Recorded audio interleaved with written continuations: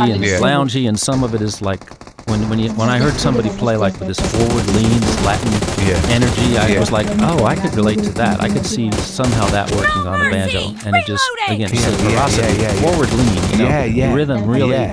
And I think banjo is a percussion instrument and a melodic instrument. So you have, if you get turned on by rhythm, it's a good instrument. Yeah, if you can get into that. Well, yeah, I guess there's bluegrass music in the as long as I've late been around, 70s. it was already firmly established. All these great musicians. Is that like? Well, there's a guy named John Hartford who wrote the song "Gentle on My Mind," but music, and it makes personal music. It's not a museum thing. I mean, but if you like Flatt and Scruggs, like if you like Earl Scruggs, you know what that sounds like.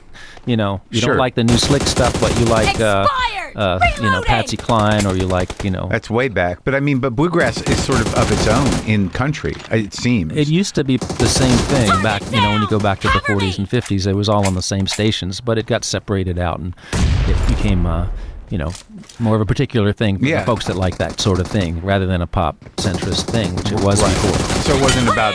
So it seems like a lot of bluegrass wasn't about songwriting; it was about playing.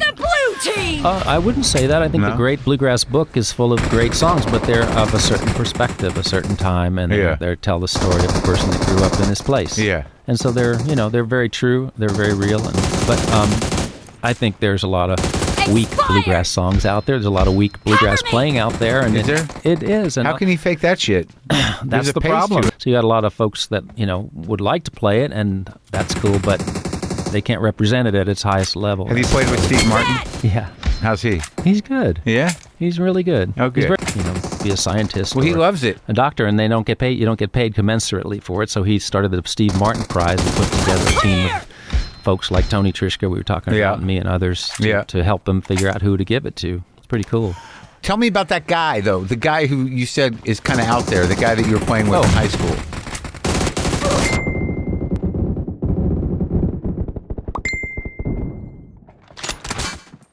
Oh, you mean John Hartford? No. Yeah. Oh, well, John ran, and I joined that band when I moved to Tennessee in 81. And is that before the Flecktones or after? Yeah, Flecktones was after 9 years of being in Newgrass. And Newgrass was very into it. I was like a progressive New York Yankee banjo player. Yeah. And I was like, I don't want to be a Yankee banjo player. I want to be like a Earl Scruggs. I want to be like Jay. So, I moved to Kentucky. After how long? After your first record? 81. Or before your first record? It was, these are old banjo?